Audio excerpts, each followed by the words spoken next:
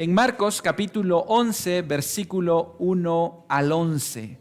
Hoy estudiamos la primera sección de este capítulo 11 y vamos a leer la sección que hoy vamos a estar estudiando, que es del versículo 1 al versículo 11. Marcos capítulo 11, versículo 1 al 11. ¿Lo tienen? Bien, vamos a darle lectura a la palabra de Dios. Cuando se acercaban a Jerusalén, junto a Betfagé y a Betania, frente al monte de los Olivos, Jesús envió 2 de sus discípulos y les dijo: id a la aldea que está enfrente de vosotros, y luego que entréis en ella hallaréis un pollino atado, en el cual ningún hombre ha montado. Desatadlo y traedlo.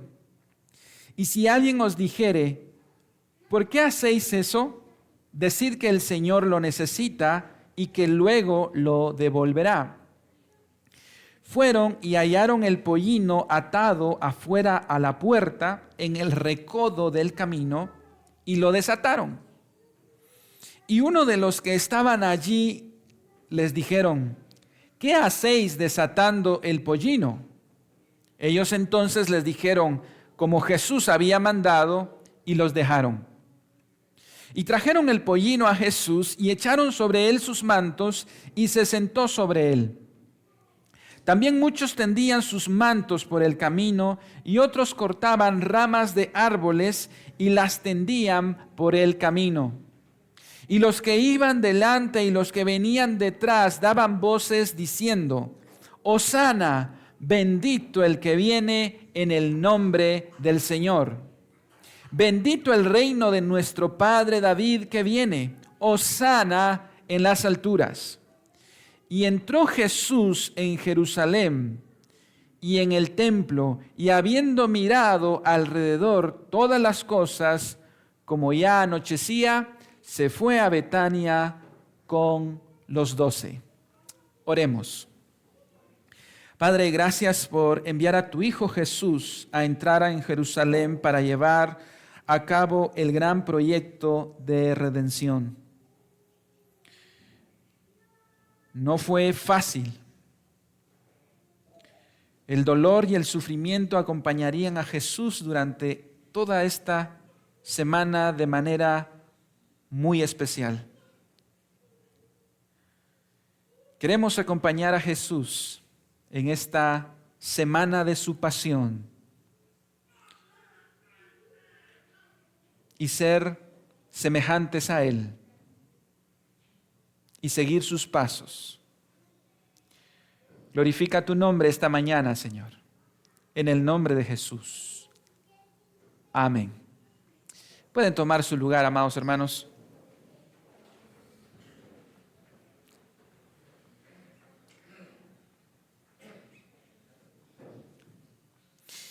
He titulado a esta sección la toma de posesión de Jesús en Israel.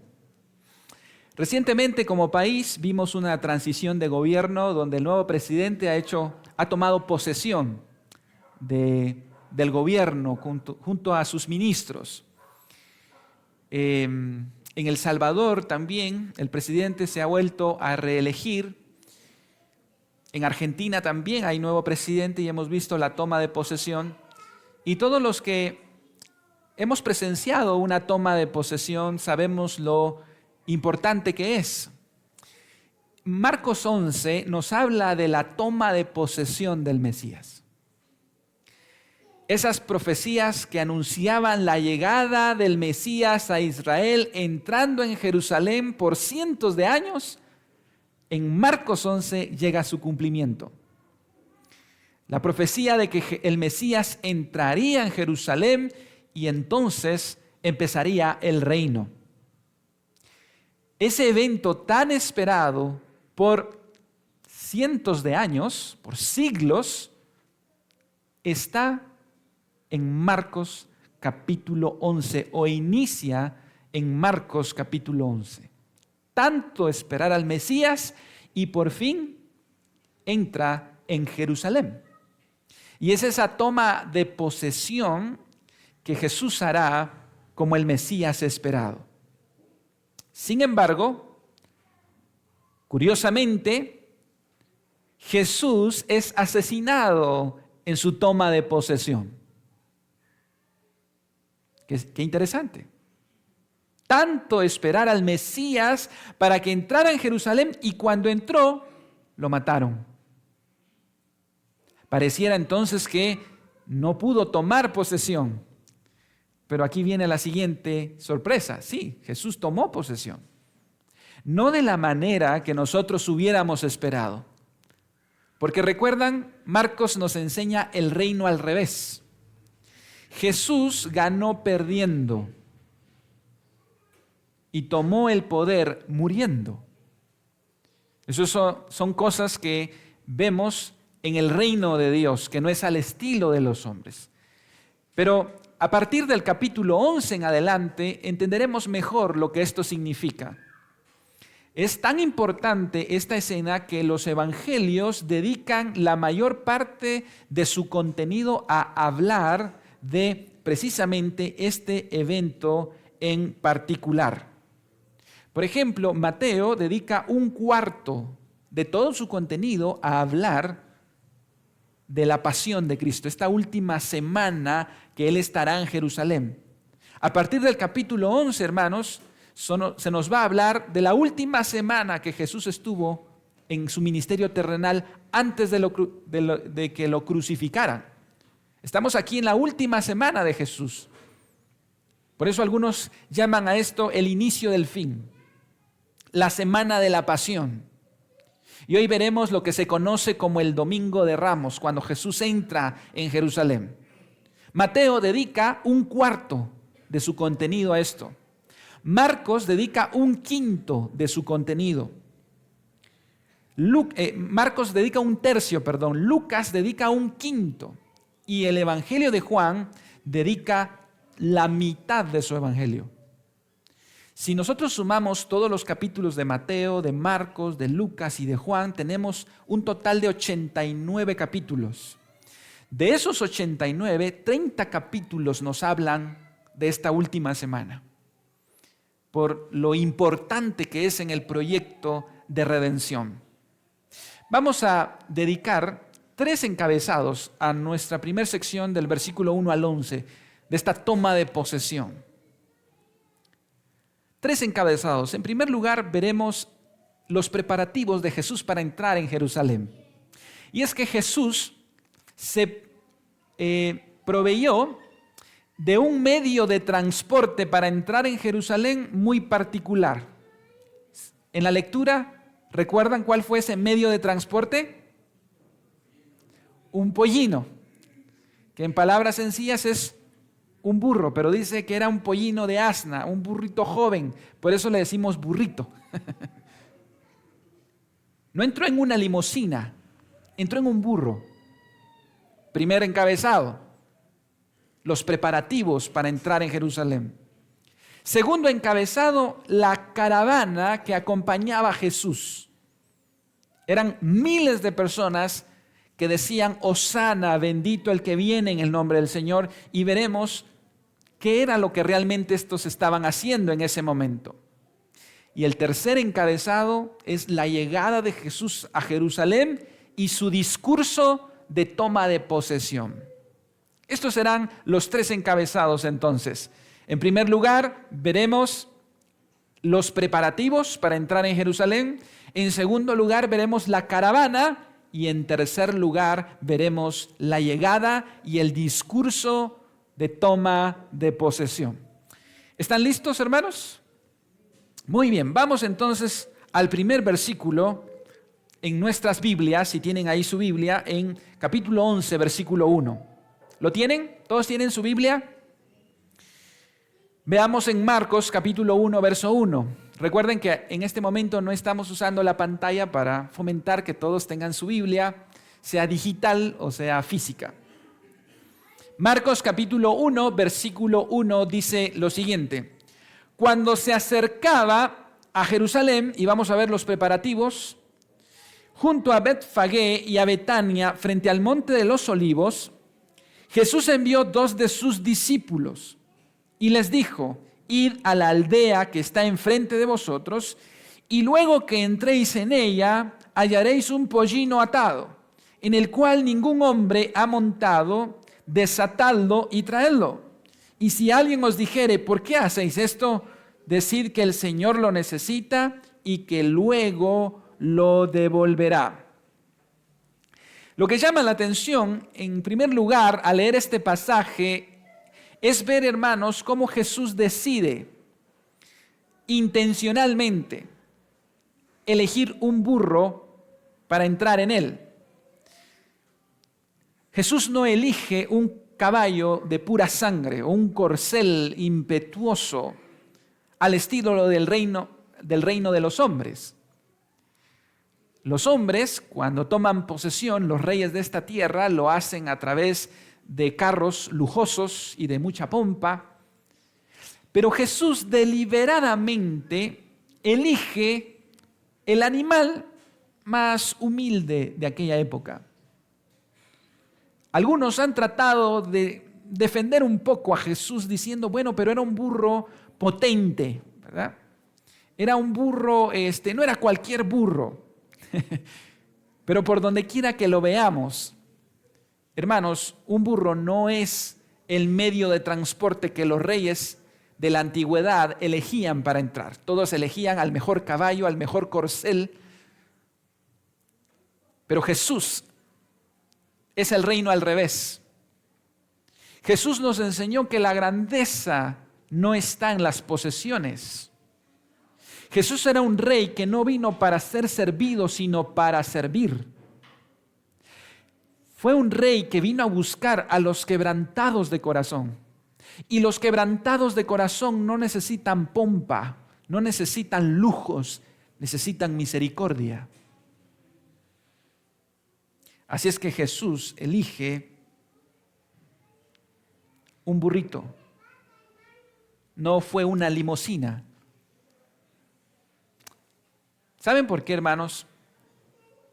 Porque Jesús no entraba a Jerusalén a subirse al trono, sino a subirse a la cruz. Jesús nos enseña que el que se humilla será enaltecido.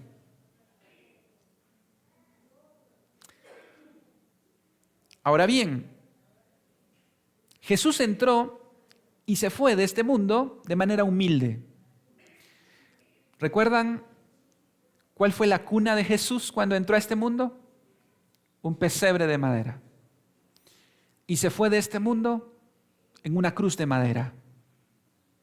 Jesús descendió, se humilló y nunca buscó los lujos y el estilo de los reyes de este mundo. Ahora, Jesús no estaba simplemente, hermanos, teniendo un gusto personal.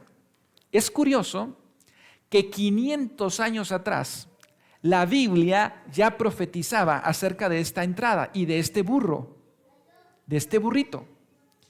En Zacarías, escuche lo que dice en capítulo 9, verso 9, alégrate mucho, hija de Sión, da voces de júbilo, hija de Jerusalén. He aquí tu rey vendrá a ti justo y salvador, humilde y cabalgando sobre un asno, sobre un pollino, hijo de asna. Qué interesante, que 500 años atrás ya se anticipaba que el Mesías entraría en un burrito, en un asno. Esto no era algo que estaba sucediendo al azar, sino que algo que manifestaba el carácter de Jesús, que es la humildad. Ahora, Jesús sabía mucho más que Zacarías acerca de este asno. Zacarías anunció que Jesús entraría en un asno, pero Jesús sabía dónde, cuándo y en qué lugar estaría este asno. Fíjense ustedes la precisión con la que Jesús les dice a sus discípulos que vayan a conseguir a este asno. Volvamos a leer en el versículo 2. Fíjense todos los detalles. Id a la aldea que está enfrente de vosotros, y luego que entréis en ella, hallaréis un pollino atado, en el cual ningún hombre ha montado, desatadlo y traedlo. Y si alguien os dijere, ¿por qué lo desatáis? Ellos tenían que decir, el Señor lo necesita. El Señor lo necesita. ¿Cuánto sabía Jesús? Él sabía en qué aldea estaba el burrito. Él sabía dónde estaba atado. Él sabía quién era el dueño y sabía lo que le preguntarían a los discípulos al llegar a este lugar. Esto significa que Jesús era Dios. Jesús sabe dónde están los burros de este planeta, en qué lugar encontrarlos. Pero no solo los burros, también los peces.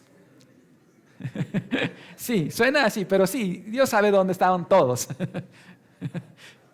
Pero mire, a mí me encanta la precisión de Jesús. ¿Sabe por qué? Porque no solo lo hizo con un burro. En cierta ocasión, los cobradores de impuestos llegaron a cobrarle el impuesto a Jesús y Jesús sabía dónde estaba en el mar un pez que tenía una moneda. Y le dijo exactamente lo mismo. Se lo dijo a Pedro. Pedro, ve al mar, tira al anzuelo y vas a hallar un pez que tiene una moneda en la boca y paga nuestro impuesto. Jesús sabe dónde está cada burro y cada pez.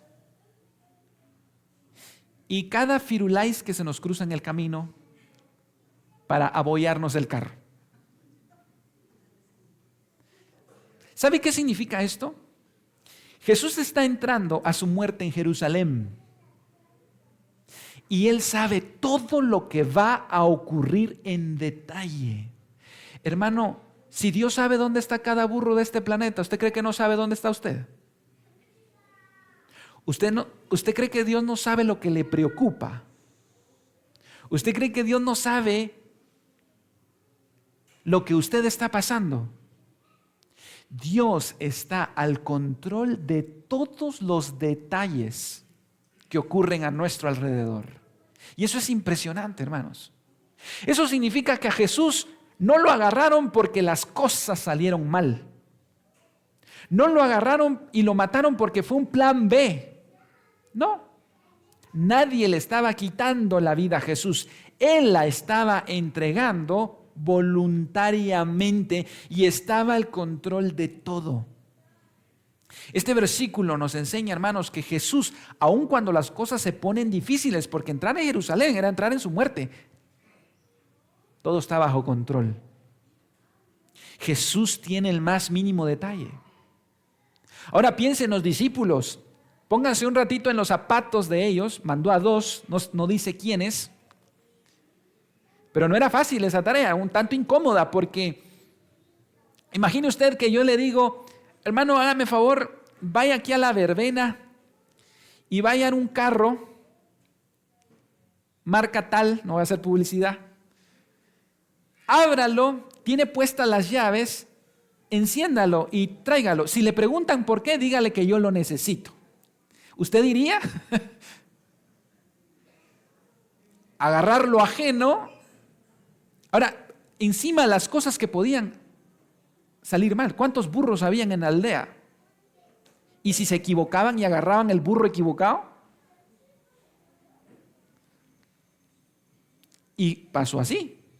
Justamente las personas donde ellos llegaron de la nada, sin conocer a la familia, le dijeron, bueno, ¿y ustedes qué están haciendo? ¿Por qué están desatando el burro? Y Jesús les dio la respuesta que tenían que decir. El Señor lo necesita. Y los dejarían. Y fue justo así como ocurrió. ¿Quiénes eran los dueños de este burro? No lo sabemos. Pero sabían y conocían a Jesús.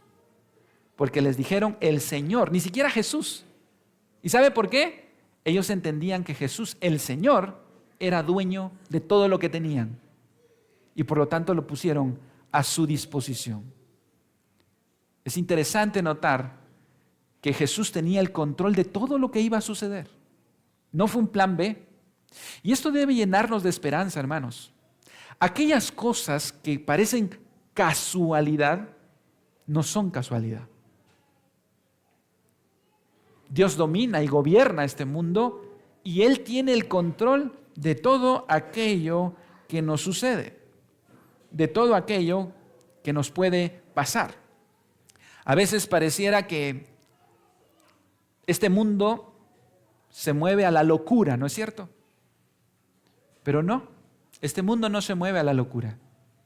Dios sabe lo que le va a pasar, lo que me va a pasar y está al control de todo. A Él no se le olvida ningún detalle. Él conoce todo específicamente en qué momento y en qué lugar. Por el otro lado, llama la atención, hermanos, que Jesús prestó un burro para entrar. Jesús prestó todo para su ministerio. Prestó desde que nació un pesebre que no era de Él, que por cierto no era una cuna, era un lugar para darle de comer a los animales. También recuerdan ustedes, hemos visto a lo largo de Marcos, que también prestó la barca con la que predicó, ¿recuerda? ¿Jesús podía comprar una barca o un crucero para su ministerio? Sí, pero no. Él prestó una barca. Pero no solo prestó una barca, también la cruz que llevó, recuerda, no era para Él. ¿De quién era esa cruz? ¿A quién le tocaba ir en esa cruz? ¿A Barrabás? Tampoco era de Él. Y la tumba, usted ya tiene todo arreglado en señoriales, ¿verdad? Ya todo ahí bien afinadito. Jesús sabe, ni siquiera la tumba de Él era propia. Se la prestó José de Arimatea. ¿Significa entonces que no hay que planificar? No estoy diciendo eso. Estoy diciendo que el Rey de Reyes y Señor de Señores no tuvo necesidad de poner cosas a su nombre para sentirse seguro, sino dependió del Señor. Y es interesante, hermanos. Y eso viene a incomodarnos, ¿cierto? Porque ese estilo de vida de Jesús incomoda nuestro estilo de vida, que nos hace querer poseer muchas cosas y nos olvidamos de lo que Jesús dijo en el Sermón del Monte: no hagáis tesoros en la tierra, donde la polilla y el orín corrompen y donde ladrones minan y hurtan, sino haceos tesoros en el cielo, donde ni la polilla ni el orín corrompen, y donde ladrones no minan ni hurtan, porque donde está vuestro tesoro, ahí estará también vuestro corazón. El mejor sermón de Jesús no fue el Sermón del Monte, fue su estilo de vida. Ese fue su mejor sermón. Hermano, su mejor predicación no es la que podamos hablar, es la que podemos vivir. Y qué hermoso sería que todos vieran en nosotros el mejor sermón, nuestro estilo de vida. Nuestro estilo de vida. Ese fue el mejor sermón de Jesús. Así es que Jesús va a subirse entonces, van a traer al burrito. Por cierto, el burrito muy obediente, ¿verdad? No se puso a refunfunear. Nadie había montado.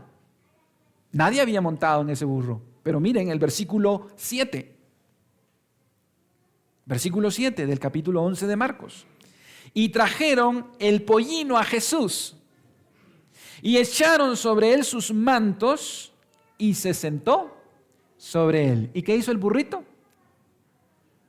No hizo nada. Obediente. Improvisaron una silla de montar. Jesús se sube a su limusina, listo para su gran toma de posesión en Israel. Sin embargo, Jesús no iba solo. Iba acompañado de una gran caravana, y eso nos lleva a nuestro segundo encabezado. La caravana que acompañaba a Jesús. Versículo 8 ahora. Ya hemos visto los preparativos y cómo Jesús tenía el control. Ahora vamos al versículo 8.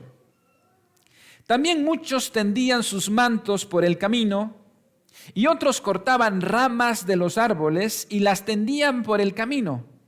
Y los que iban delante y los que venían detrás daban voces diciendo: Hosana, bendito el que viene en el nombre del Señor. Bendito el reino de nuestro padre David que viene. Hosana en las alturas. Cuando Jesús entra en Jerusalén, hay una serie de profecías que se están cumpliendo. Pero hay un detalle, que Él entra en una fecha especial en Jerusalén. Es la fecha más importante en Israel, que era la celebración de la Pascua. La celebración de la Pascua era que los judíos celebraban cuando Dios los había sacado de Egipto milagrosamente. Ellos tuvieron que comer un cordero y con la sangre marcar el dintel de las puertas, porque a medianoche vendría el ángel destructor y mataría a todos los primogénitos. Pero los judíos untaron los dinteles de las puertas con sangre. Ese cordero de Pascua se celebraba esa semana, donde se conmemoraba la salida de Egipto. No era cualquier fecha, era una fecha importante. Ahora bien, esta fecha importante era celebrada por todos los judíos. Todo judío mayor de 20 años tenía que estar obligatoriamente en Israel, en Jerusalén, en la capital. Así es que todos los israelitas de todos los rincones de Israel venían a Jerusalén esa fecha para celebrar la Pascua. Así es que la cantidad de personas que habían en Jerusalén se podía triplicar en esa fecha. Y miles de personas iban acompañando a Jesús. Hubieron 2 o 3 detonantes para que, Jesús estuvo rodeado de multitudes en esta última parte. Pero allí hubieron 2 detonantes en las que la multitud vino frenéticamente a Jesús. ¿Recuerdan ustedes la sanidad del ciego? También viene, que era de Jericó, también viene Zaqueo, eso lo vemos por los evangelios paralelos. Pero también había otro detalle, Jesús venía de Betania. Marcos no nos cuenta esa historia, pero el evangelio de Juan sí. En Betania Jesús resucitó o trajo a la vida de nuevo a Lázaro, que llevaba 4 días de muerto. Así es que todo mundo quería ver a Jesús, pero también acababan de ver a Lázaro resucitar. Así es que la multitud está eufórica por lo que Jesús acaba de hacer los días anteriores. Y ahora acompañan a Jesús en esta gran caravana. Dice que se quitan los mantos y los ponen sobre el camino y cortan ramas de árboles para ponerlos sobre el camino de Jesús. Estas eran las alfombras que se hacían en Israel para recibir a los reyes.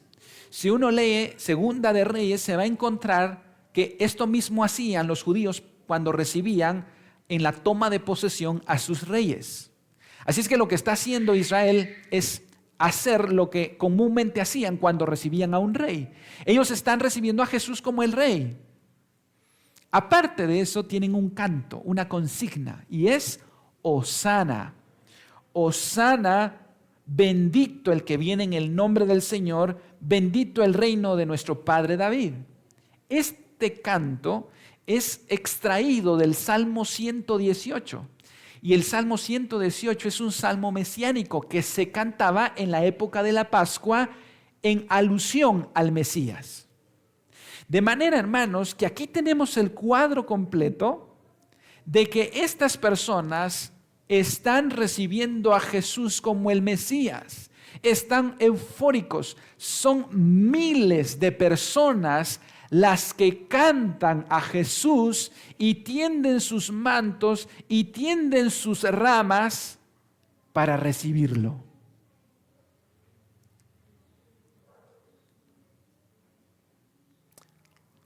¿Cómo cree que se sintió el burro?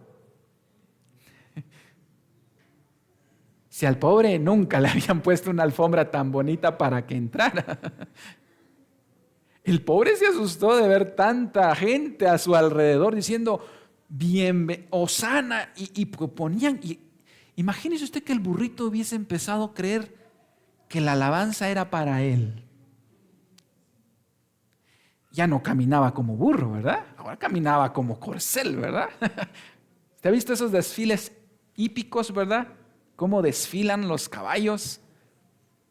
Y me llamó la atención una metáfora acerca de esto, de una historia que escuché hace mucho tiempo, de que ese día el burro regresó a su casa a decirle a su mamá: mamá, soy el burro más grande de Israel. Y la mamá le dijo: ¿qué? Ja, vieras cómo se pone la gente cuando me mira. O sea, Bad Bunny no es nada, pues, ¿verdad? O sea, la gente se emociona. Vieras, cuando entré me ponían alfombras y me aplaudían y la gente me cantaba. Y las mamás, que son especialistas para bajarlo del caballo a uno, ¿verdad? Le preguntó: mijo, ¿a quién llevabas encima? Yo llevaba a un tal, creo que Jesús, creo que se llamaba, pero mira, la gente estaba loca por mí. Y la mamá le dice algo sabiamente, le dice: mijo, anda a Jerusalén, pero no lleves a Jesús y luego me contás. Claro que regreso, pues, y la gente me espera. Y el burrito regresó a Jerusalén sin llevar a Jesús. ¿Y qué creen que pasó? Nadie lo volteó a ver. Y el burrito regresó muy triste a su casa. Le dijo: mamá, no entiendo a la gente. Y le dijo: mijo, tú sin Jesús eres simplemente un burro. Nosotros sin Jesús, hermanos, no somos nada. Si algo bueno ha visto la gente en nosotros, no es por nuestro mérito personal, es la gracia de Jesús. Pero a veces no lo creemos que somos nosotros, ¿verdad? A veces, no, yo soy de bendición. Sí. Yo soy la última maravilla de este mundo. Hermanos, nosotros sin Jesús somos simplemente nada. Nada. Todo lo bueno que pueda haber es por la gracia y la misericordia de Jesús.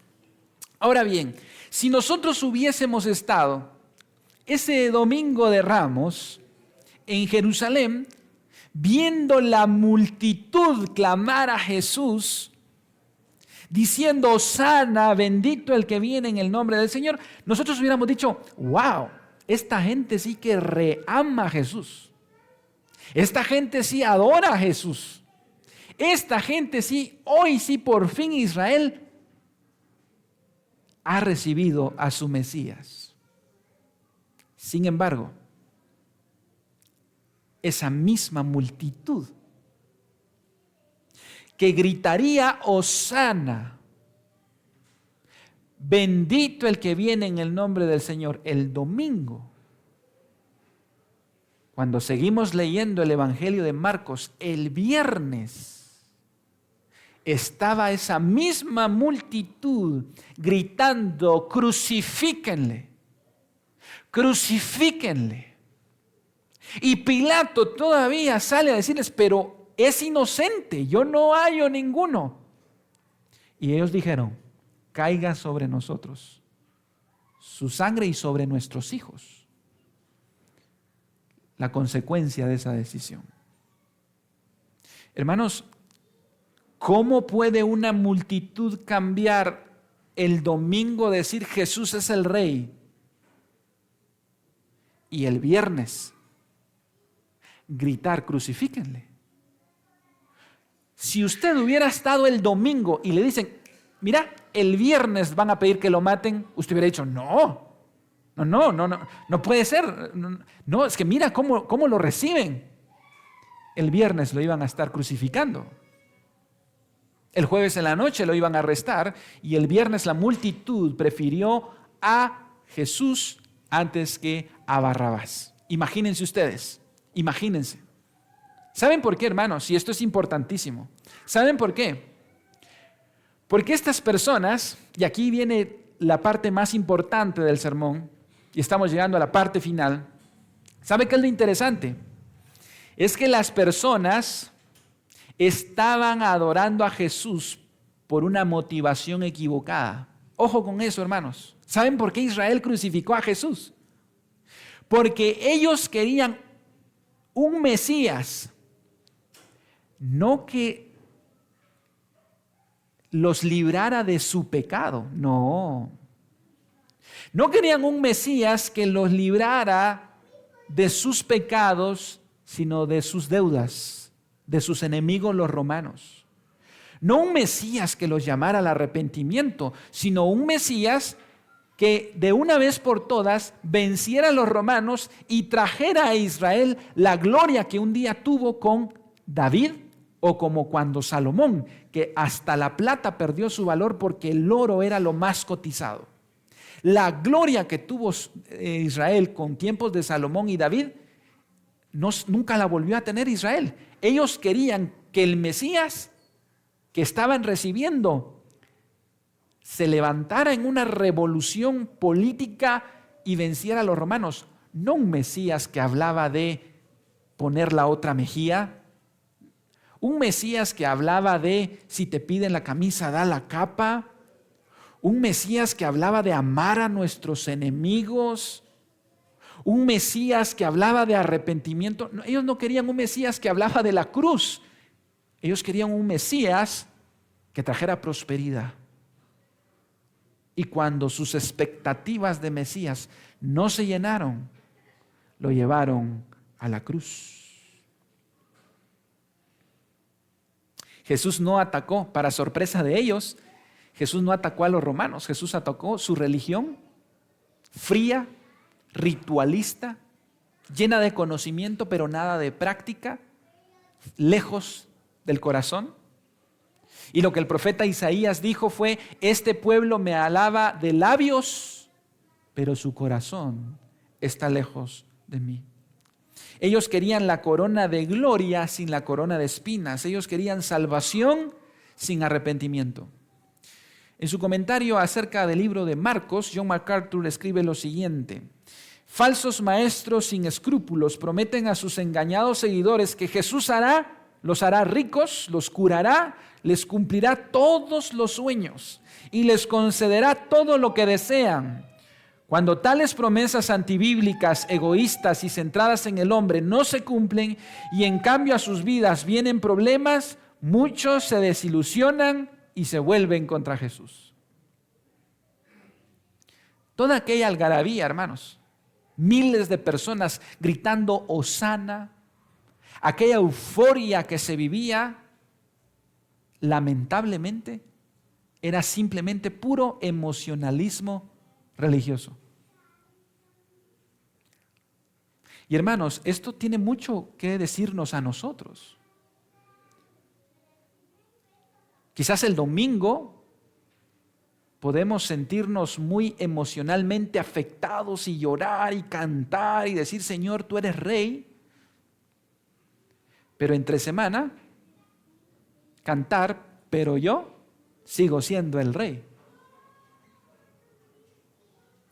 Puede ser que el domingo seamos muy afectados emocionalmente, pero entre semana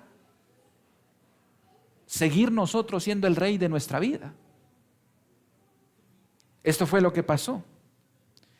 El domingo de Ramos, Jesús era rey, y entre semana, Jesús era el malo. Eso nos lleva a la reacción de Jesús al entrar en Jerusalén. El tercer encabezado. Ya hemos visto los preparativos, la caravana, y ahora vemos la llegada por fin del Mesías. Ese evento esperado por siglos y el discurso de Jesús en su toma de posesión. Versículo 11, hermanos. Llega Jesús a tomar posesión, entre comillas, y dice el versículo 11: y entró Jesús en Jerusalén y en el templo, y habiendo mirado alrededor todas las cosas, como ya anochecía, se fue a Betania con los 12. ¿Qué pasó? No parece el clímax, ¿verdad? Parece más bien un anticlímax. Miren lo que pasó. Versículo 11: y entró Jesús en Jerusalén, y en el templo, era el epicentro de Jerusalén. Ir a Jerusalén era ir al templo. Y habiendo mirado alrededor todas las cosas, como ya anochecía, se fue a Betania con los 12. ¿Hubo discurso de toma de posesión? Marcos no nos dice qué fue lo que sucedió, pero Lucas sí. ¿Qué hizo y qué dijo Jesús? Marcos nos dice que hubo una mirada alrededor de Jesús y luego regresó. Pero Lucas nos deja ver lo que Jesús dijo en aquella ocasión. Vamos juntos al Evangelio de Lucas, capítulo 19. Y con esto vamos a ir terminando. Lucas, capítulo 19. Y hermanos, veamos lo que Jesús dijo en aquella toma de posesión. Lucas, capítulo 19, versículo 35. Vean ustedes la versión de Lucas, lo que nos comparte. Lucas capítulo 19, versículo 35. Dice así: y lo trajeron a Jesús, hablando del pollino, y habiendo echado sus mantos sobre el pollino, subieron a Jesús encima. Y a su paso tendían sus mantos por el camino. Cuando llegaban ya cerca de la bajada del monte de los olivos, toda la multitud de los discípulos, gozándose, comenzó a alabar a Dios en grandes voces por todas las maravillas que habían visto, diciendo: bendito el Rey que viene en el nombre del Señor, paz en el cielo y gloria en las alturas. Versículo 39. Entonces, algunos de los fariseos de entre la multitud le dijeron: Maestro, reprende a tus discípulos, porque lo estaban reconociendo como Mesías. Verso 40.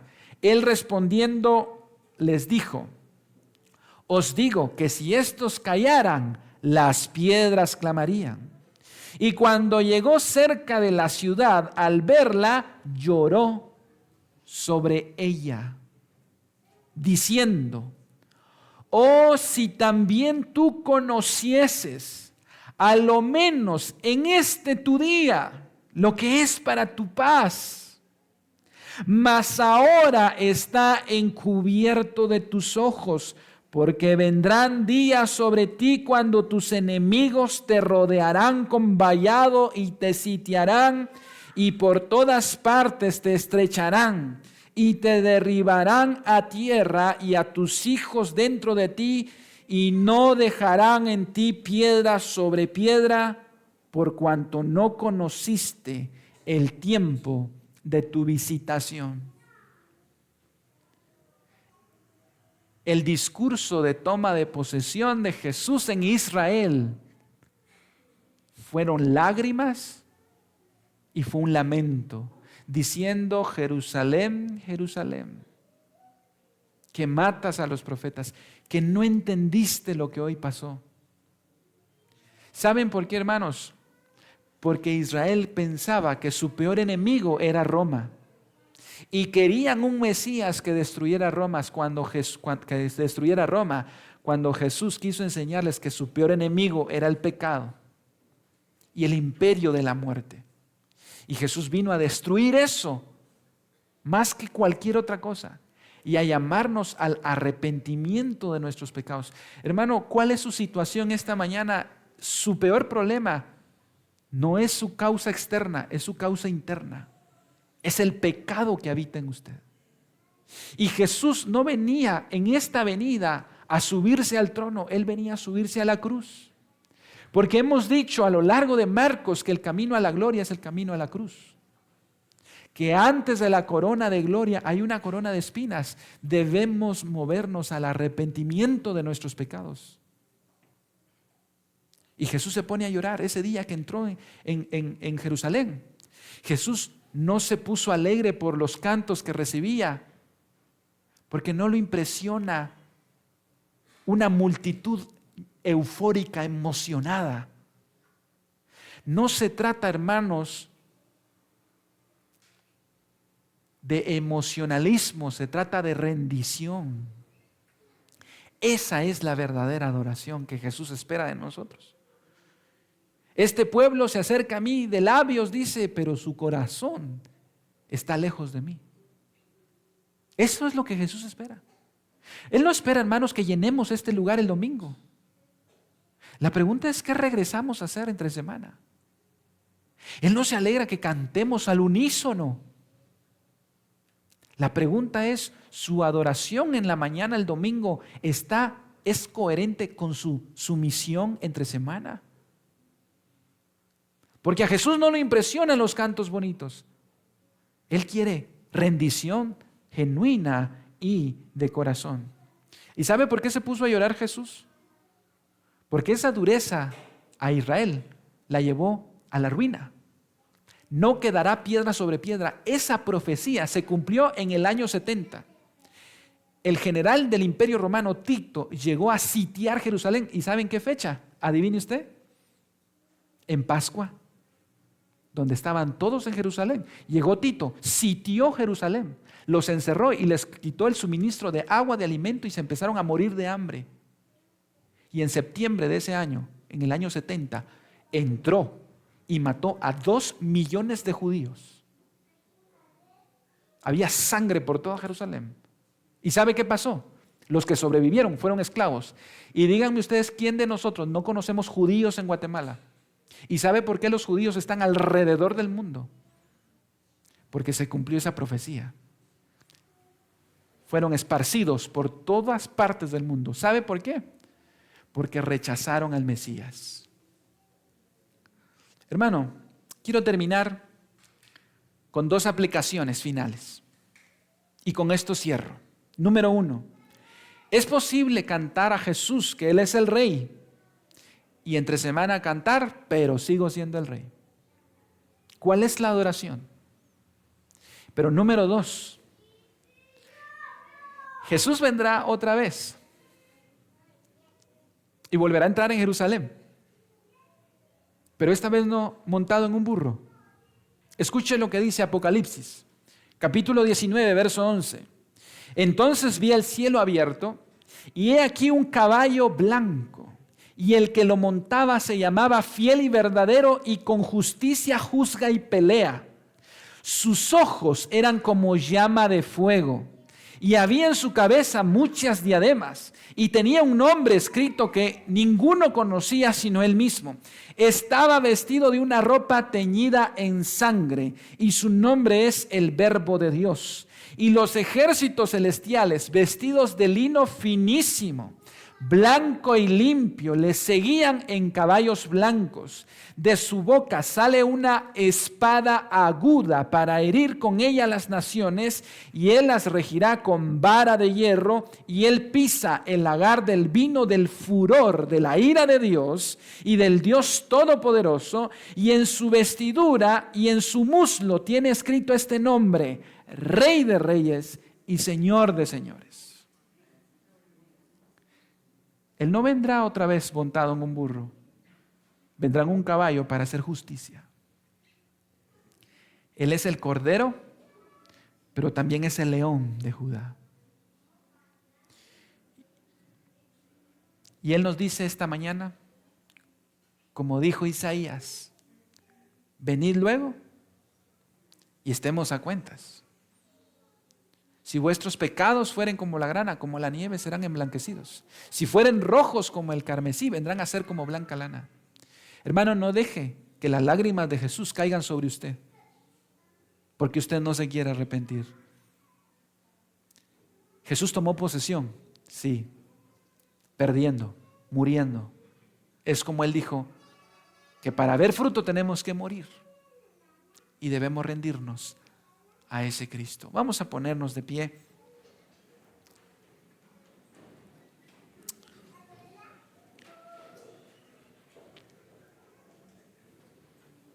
Este pasaje nos enseña que la verdadera adoración no es euforia o emoción. La verdadera adoración es sumisión. Quiero invitarles a que cierren sus ojos, hermanos. Y mientras cierran sus ojos, quiero preguntar, ¿habrá alguien esta mañana que hoy quiera rendirse a Jesús y seguirle? No se quede sin reconciliarse, porque lo que le espera a los que han rechazado a Jesús no es nada fácil.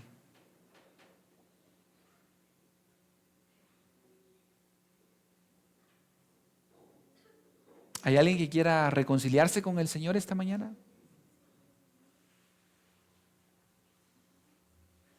Es un tiempo para hacerlo. Oremos, Padre. Qué lección más profunda la que encontramos, Señor, en este pasaje.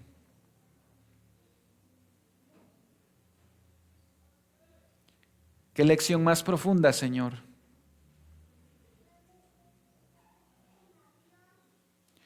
Cuando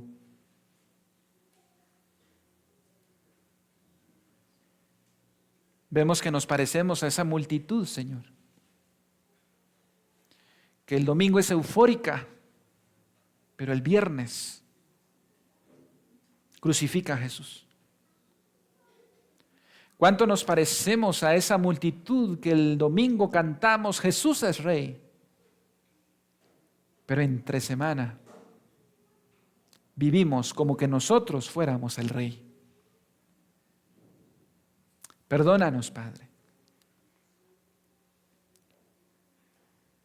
Señor, perdónanos también cuando queremos un Mesías que nos salve de nuestros problemas, más allá de nuestro pecado. Queremos un Mesías que quite nuestros problemas en lugar de que quite nuestro pecado. Queremos salvación sin arrepentimiento. Trae salvación y trae arrepentimiento a la vida de cada uno de nosotros, Señor, esta mañana. Trae arrepentimiento a nuestros corazones. Por tu Espíritu, Señor. Lo pedimos en el nombre de Jesús. Ten misericordia de nosotros. Jesús es Rey y solamente Él es el Rey. Amén.